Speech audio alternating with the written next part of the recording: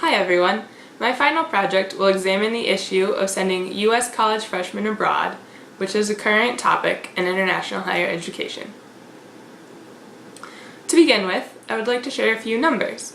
This data comes from the Open Doors Report, an annual collection of data in the area of international education.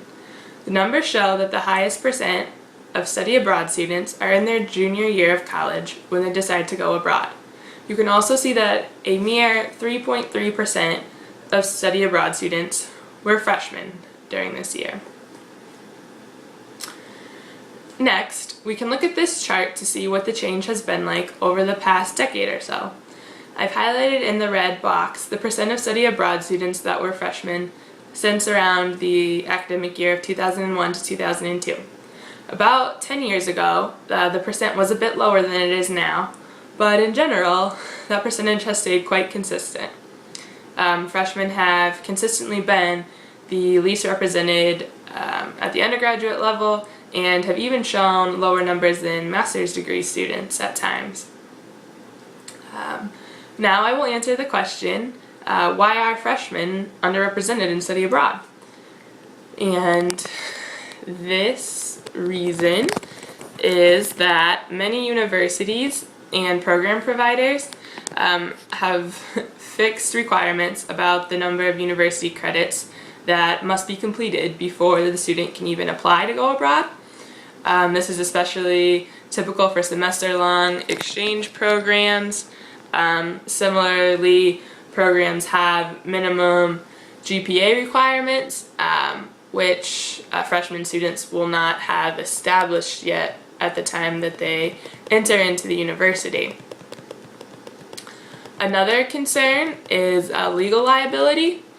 Often freshman students are not yet 18 years old, which complicates some of the legal procedures over here and brings up some important concerns about laws in other countries. Another setback can be that students have not studied a foreign language before arriving at the university. Many study abroad programs do have a minimum foreign language requirement that has to be satisfied before a student is allowed to attend the program. Ultimately, freshman students are unlikely to have any experience in the university setting. When going abroad as freshmen, students will not only be faced with making the challenging adjustments to a new culture, but also the entirely new social norms and social episodes of university life in general.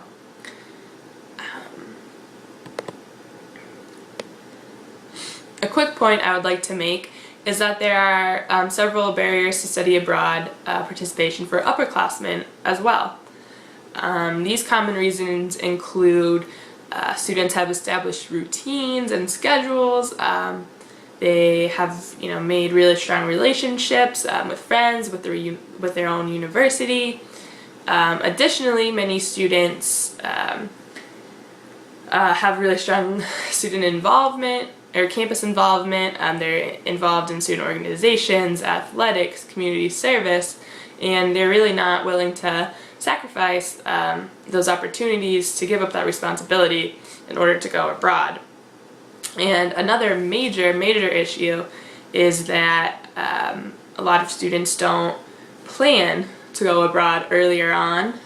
They don't think about it. They don't believe that they can do it, and then they do usually experience some challenges in trying to fit it into their curriculum requirements, trying to balance the course load so that they can graduate on schedule, which they're more than likely hoping to do. So if we take into consideration these basic factors as to why students don't go abroad, it becomes easy to understand some of the motivation behind what I will discuss next. The main focus of this presentation is to discuss a relatively new trend of freshman programs abroad. And in the past 7 or 8 years, a handful of universities have begun these programs, and they are freshman-only programs. It's not open to other students. And these programs, they do differ greatly depending on the university, but they all give incoming freshman students that opportunity to go abroad, which they are not typically presented with. And the offerings are, some are for the summer, some are for only a semester, and some are actually for an entire academic first year. So these programs, are not all that surprising that they're created, because there is an increased global demand for higher education, and it's putting both domestic and international pressures on the higher ed sector to come up with more opportunities for students to go abroad, coming up with new ideas, new strategies to recruit participants in programs. Okay, these are some of the explanations and mission statements taken from the program websites. You can see that universities hope to engage students in education abroad as early as possible, and hope that these freshman programs will inspire students to go abroad again during their collegiate career. Others want to give students a unique opportunity to build skill sets. Another reason is to give students that were only granted spring enrollment a chance to go ahead and start their studies in a different environment, and they get to start in the fall. Another example is Arcadia University, which is known for having started their first year program solely because they had a very, very limited available space. They had very limited space offerings on their campus for their incoming freshman class that year, and that spiraled into a pretty impressive program, but that indeed was their reasoning behind it. So now that I have addressed reasons for these programs, I will talk about a handful of the universities that have programs, and then give a closer look at 2 of these specific programs. So you can see on this table here that it lists the universities, and next to it you will find the specific title of each freshman program, just so you can get a sense of what they're called.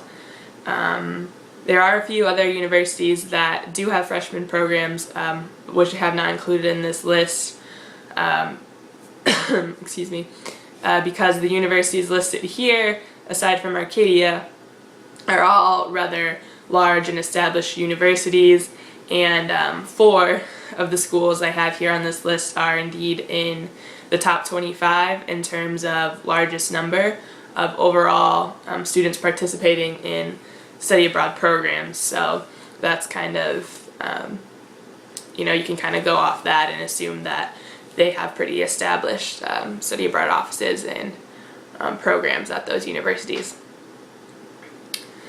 So the first program I chose to evaluate is the Florida State University First Year Abroad program. I've listed some of the noteworthy characteristics of the program here on the slide. This program is unique because the university offers students who return to the FSU campus after participating abroad. They can receive in-state tuition for the remainder of their college career, their undergrad career there at Florida State, which is pretty enticing for some of those out-of-state students, surely. They also offer the program for a variety of lengths. You can go for a full year, you can go for a fall or a spring semester, and there's even a summer preceding the first year option, or you could go, straight from August to, June or July if you wanted to do that whole entire set. The program really has just a lot of options, several locations to choose from, and does in fact feature a very, very wide variety of course options and offerings. And another thing that they emphasize is that the courses all have small enrollment, so small class sizes, which is something that most students would not expect to receive in their first year at the Tallahassee campus, for instance, here in the States. But overall, the Florida State program has a lot of what you might call kind of hand-holding, lots of rules which are similar to the things you would expect for first year life in the United States. Several security precautions are in place. Staff members tend to lead activities, lead trips, chaperones, which is something that surely, parents are happy to hear, are comforted by, but the students also live together in what is only housing for Florida State. So they're kind of contained and restricted in this regard. All of the country locations have FSU-specific facilities such as study centers and classrooms, and these facilities and these residences are very nice, very well equipped, but they seem to kind of be located away from from the people, the community, and perhaps or maybe kind of unrealistic sorts of accommodations and experiences compared to what compared to the local universities, what the average experience is like in that country. So the students do seem to be kind of secluded, sheltered in the academic environment. They don't have international or of any sort classmates in these classes. Most professors are FSU hires as well. So this kind of is keeping students from getting to explore the possible differences in the educational context. They really won't have anything to contrast with when they return to Florida State. And this whole combination of things can lead students to view the experience through more of a tourist lens, kind of show less of an interest in the local people, local culture, and perhaps to have more of a misinformed understanding of that culture as well, which is something you really don't want them to experience. And this slide here was taken from the program orientation materials for the Florence program at Florida State. The orientation materials in general were not all that in depth, especially when it came to things such as preparing for culture shock, for cultural interactions. That wasn't really detailed. However, you can see here that there is some note about preparing for nonverbal communication differences and general expectations for social institutional settings, but nothing that really digs deeper, nothing that really asks students to look at the dimensions of power distance, time, orientation, masculinity and femininity differences, individualistic versus collectivist societies, for example. None of that's really presented, and that can kind of slow the students' growth in awareness. Okay, now for the other university I examined was Northeastern University, the NUN program. There were 4 major differences in this program setup as compared to the Florida State one. With the NUN program, courses are actually offered from the partner university, the host culture. So students do attend the local university.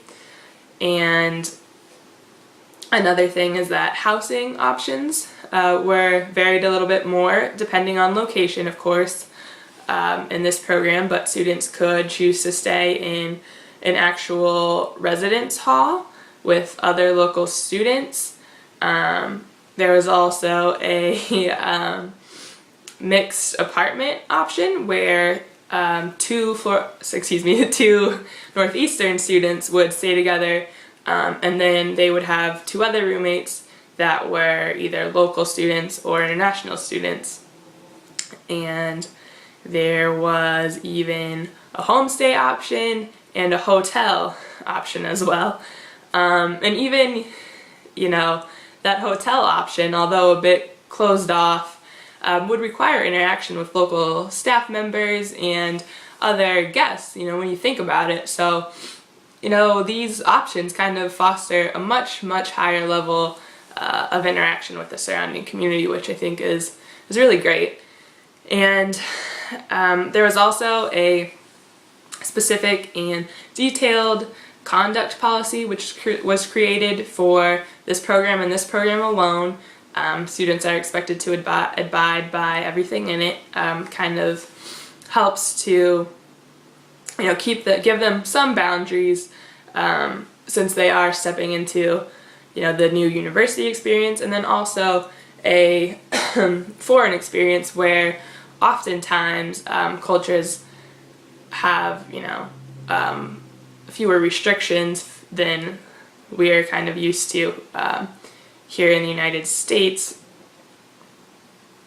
But most significantly, the NUN program is designed for a high level of intercultural contact.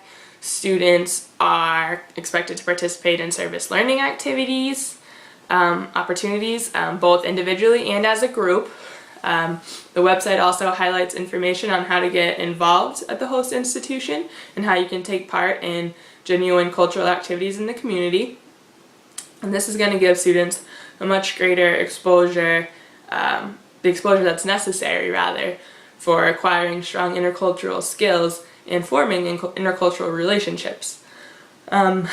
This is also going to provide the student with more scenarios to learn how to adapt, to confront those differences, and to experience that level of culture shock that you expect, that you hope they can grow from. And finally, this program had what I thought was a remarkably well-developed and detailed orientation process. All of the materials are comprehensive and address the trials of culture shock, the stages, and give specific country advice as well, tips, maps, etc. And there is a pre-departure orientation process coupled with an orientation upon arrival in the foreign country. Then there's going to be an ongoing evaluation process, and then the students will attend a special spring orientation and welcome week when they return to the Boston campus. And it seems like the university is really committed to making sure that they make that transition well. And in fact, according to research, the NUN alumni of the program showed higher retention rates than other spring admitted students. And for this reason, Northeastern recently took a big risk and made a change that the only pathway to spring enrollment for the university is in fact to participate in the program, to go abroad that fall semester if you're hoping to enroll in the spring. So that's pretty unique, pretty unique and interesting. And then let's see. There was another type of program too.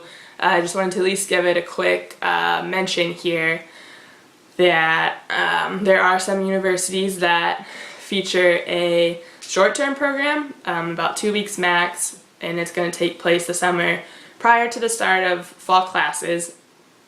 And one of these is a pretty recent thing in the news, is that Centenary College is planning to send its entire freshman class to Paris on one of these trips this upcoming fall. So in 2014, they're gonna send their kids there. It's a pretty groundbreaking concept, even when you think about the small size of this university. But these programs build more upon the idea of the shared freshman experience, something which is in fact common at a lot of universities here in the U.S., although we do know that most universities keep those programs here, not here, but on campus or within the country for that matter. But these two programs are a really intriguing alternative to the typical freshman experience, I do think, and that this type of program is a really great stepping stone for building student interest in long-term study abroad and for developing and instilling an interest really in students to develop their intercultural skills and awareness, and to kind of anticipate the fact that they might need these skills, these experiences going forward in their careers and academic lives. So to sum up real quick, I personally think that the overall program that I prefer in terms of what I researched was the NUN program.